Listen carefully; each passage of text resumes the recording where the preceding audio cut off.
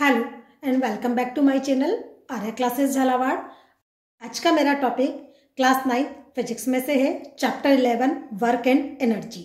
NCERT की book में से हम न्यूमेरिकल्स करेंगे। हम कवर करेंगे क्वेश्चन नंबर 4, 9, 10 एंड 14। ये इसका पार्ट 1 है। सेकंड पार्ट में बचे हुए न्यूमेरिकल्स हम कंप्लीट करेंगे। वीडियो को लास्ट तक without skip step by step जरूर देखिएगा, क्योंकि हर एक स्टेप, हर एक फॉर्मूला बहुत ज्यादा इंपॉर्टेंट है। तो चलिए वीडियो को स्टार्ट करते हैं।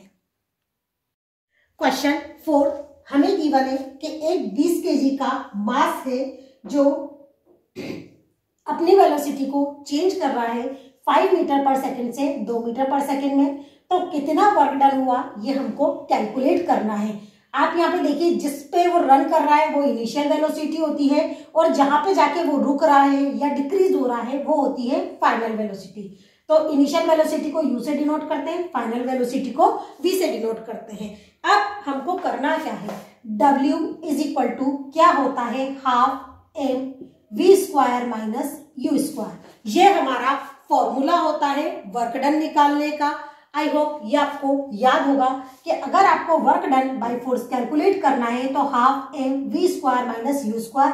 क्यों? क्योंकि काइनेटिक एनर्जी के कारण वो वर्क हो रहा है। अब आप यहाँ पे देखिए w हाफ, उसका मास कितना है 20 kg, दैट इज 20। v कितना है, v है हमारे पास 2, ये 2 का स्क्वायर माइनस 5 का स्क्वायर। ये हमने वैल्यू डाल दी, दैट इज 2 से 20 घटा 10 टाइम्स 10, 2 का स्क्वायर कितना हो गया 4 minus 25, that is 10 into minus 21।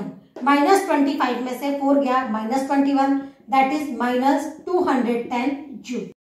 ये आपको समझ में आ गया होगा कि 10 into minus 21 is equal to minus 200 joule. इतना हमको वर्क करना पड़ेगा इसकी जो है वेलोसिटी को 5 मीटर पर सेकंड से 2 मीटर पर सेकंड में करने के लिए। चलिए नेक्स्ट क्वेश्चन।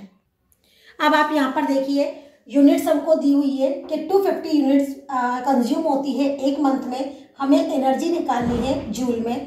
तो 250 यूनिट्स, सॉरी मार्कर है, 250 यूनिट्स इज इक्वल टू होता है 250 किलोवाट आर। कितना हुआ 250 किलोवाट आर। अब आप ये देखिए 1 किलोवाट आर कितना होता है, 1 kilowatt hour is equal to होता है 3.6 into 10 raise to the power 6 joule. 1 kilowatt hour is equal to होता है 3.6 इंटू 10 की पावर 6 जूल। तो अब हमको क्या करना है, 250 यूनिट्स को किससे मल्टीप्लाई करना है, इससे, दैट इज 250 इंटू 3.6 इंटू 10 की पावर 6। इतनी एनर्जी कंज्यूम होगी। ये आएगा आंसर आपका जब आप कैलकुलेट करेंगे 9 into 10 raise to the power 8 joule. 10 दोबारा लिख देती हूँ, 10 raise to the power 8 joule. इतनी एनर्जी पर मंथ हम कंज्यूम कर रहे हैं। आई होप आपको समझ में आया होगा कि 250 यूनिट्स इज इक्वल टू कितना हुआ, 250 किलोवाट आर।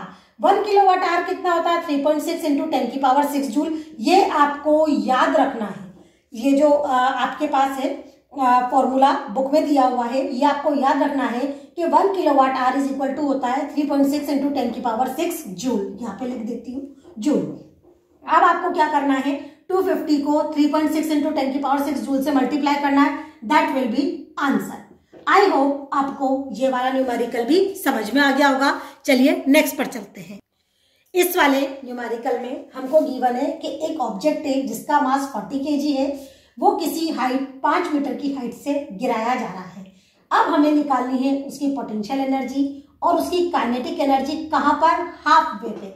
तो सबसे पहले आप एक ऐसे छोटा सा डायग्राम बना लीजिए कि ये एक ऑब्जेक्ट है जो किस जगह पर है, इस जगह पर है, और ये जो हाइट है वो कितनी है 5 मीटर। अब आप यहाँ पर देखिए 5 मीटर हाइट है और ये जो ऑब्जेक्ट है इसका मास है 40 केजी।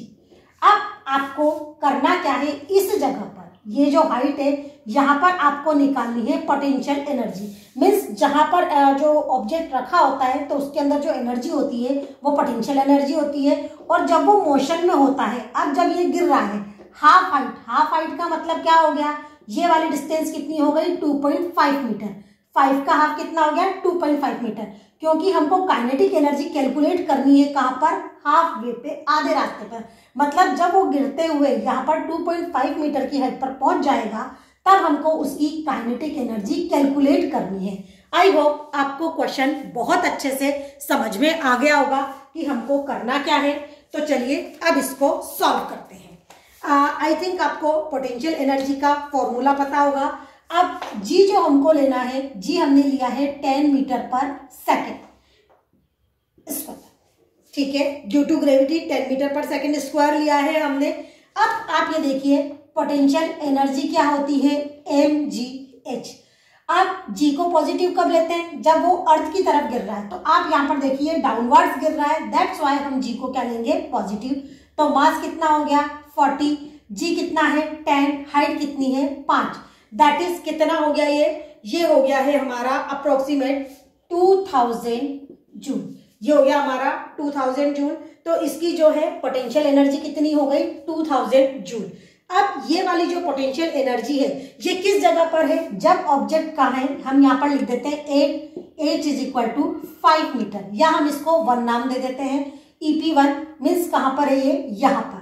अब आप ये देखिए कि जब ऑब्जेक्ट गिरना शुरू होता है या मोशन में होता है तो पोटेंशियल एनर्जी किस में कन्वर्ट हो जाती है, काइनेटिक एनर्जी में। यानी कि जब यहाँ पर होगा तब इसके अंदर कुछ तो पोटेंशियल एनर्जी होगी और कुछ काइनेटिक एनर्जी होगी। तो अब हम पोटेंशियल एनर्जी निकालते हैं 2। पोटेंशियल एनर्जी कहाँ पर, जब हाइट है 2.5 मीटर। अब इसके अंदर जो पोटेंशियल एनर्जी होगी वो कब होगी, 2.5 मीटर की हाइट पर होगी। तो इसको कैलकुलेट कर लेते हैं, same formula, EP2 is equal to हो गया mgh। मास कितना है 40, ग्रेविटेशन के अकॉर्डिंग एक्सेलरेशन 10 और हाइट कितनी है 2.5 अप्रोक्सीमेट। ये आपका हो गया है हमारा 1000 जूल। यहाँ पर जो एनर्जी होगी, ये पोटेंशियल एनर्जी कहाँ पर होगी, जब हाइट है 2.5 मीटर।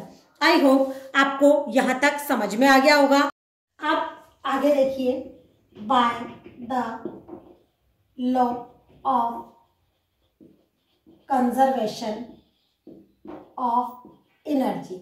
आपको law of conservation of energy पता होगा कि कॉलिजन से पहले की और कॉलिजन के बाद की एनर्जी इक्वल रहती है।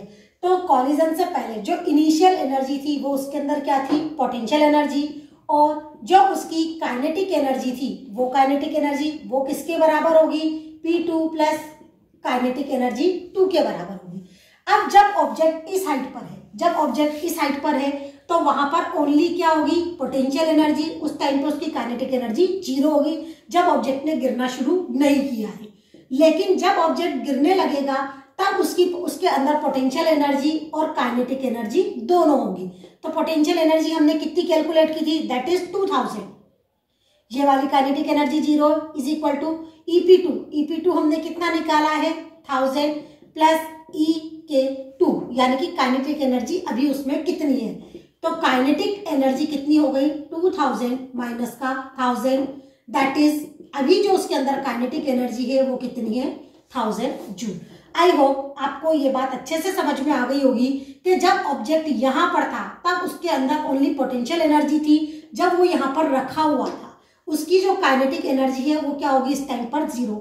लेकिन जब ऑब्जेक्ट गिरना शुरू होता है तो उसके अंदर जो है काइनेटिक एनर्जी और पोटेंशियल एनर्जी दोनों होती है।